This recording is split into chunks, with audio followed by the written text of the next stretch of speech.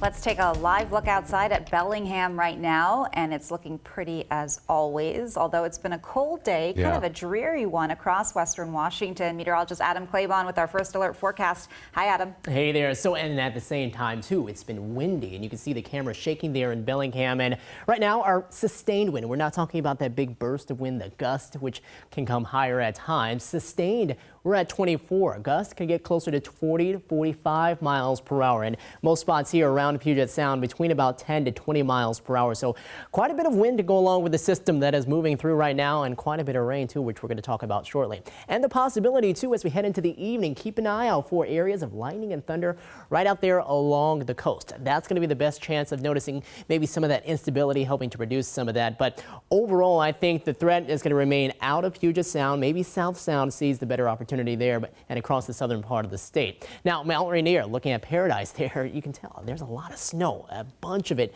already down on the ground there, and we're only going to pile on a lot more here into the night. A much different scene from about a week ago when we were completely snowless. Now, Stevens Pass, looking there, you can see a few patches of snow from our systems here over the past few days. We're going to be piling more there as well. No snow here in the lowlands, but it is going to be a chilly rain. We're at 49 currently with some of that rain now moving through. Winds breezy again at 15 miles per hour. 48 in Bremerton. We're sitting at 50 in Tacoma. Olympia, 49 degrees right now, low 50s up around Bellingham and in Mount Vernon, where the rain is actually being a little more shadowed by the Olympic Mountains, so not quite as heavy as what we're dealing with here over the Olympic Peninsula, the Kitsap Peninsula, and right now in Puget Sound, which that's the main spot right there. First out to the coast, where we've been seeing a lot more of the rain. It's starting to come to an end, not seeing things as steady, but still some heavier downpours could be possible. Looks like right down there around Tahola, you'll be getting in on a few heavier showers as that begins to move on through. Then farther north, Bellingham, Blaine, going farther south around Mount Vernon.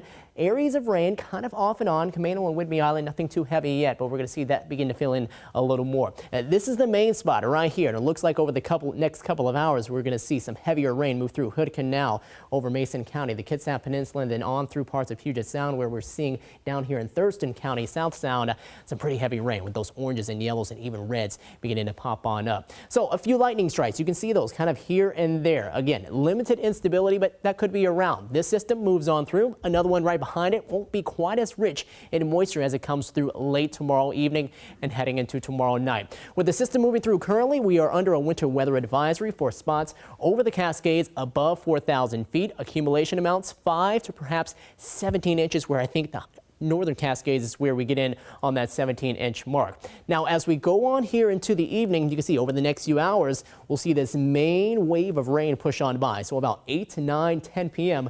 over Puget Sound, we're starting to see things come to an end. Still have a convergence zone here across parts of Snohomish County that will keep going, but up into the mountains, the snow is going to be flying. Stevens Pass up around Mount Baker. Snoqualmie Pass could see a few snowflakes mixing in, but generally we're going to stay in the form of rain when it comes to that. Things starting to wind on down by early tomorrow morning. A few showers, but I think mainly Wednesday is pretty much dry before we head on into the evening hours, 5, 6 o'clock.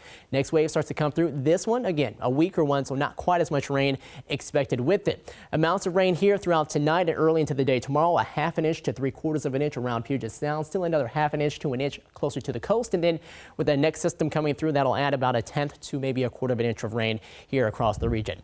Here's your 7-day forecast. 53 tomorrow. We'll top off at 60 on Thursday. Just a few showers farther north, but then we'll see those chances start to pick up again a little more, especially as we head on into the weekend and on into next work week.